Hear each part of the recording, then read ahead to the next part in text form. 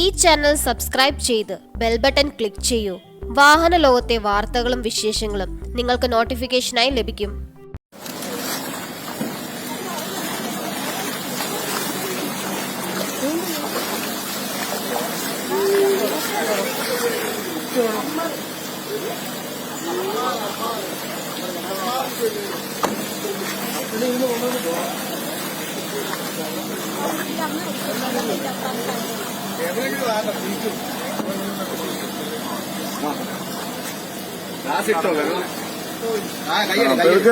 ഇത് ഇതായോണ്ട് കുഴപ്പമില്ല, പെതുക്കെ പോയാൽ മതി.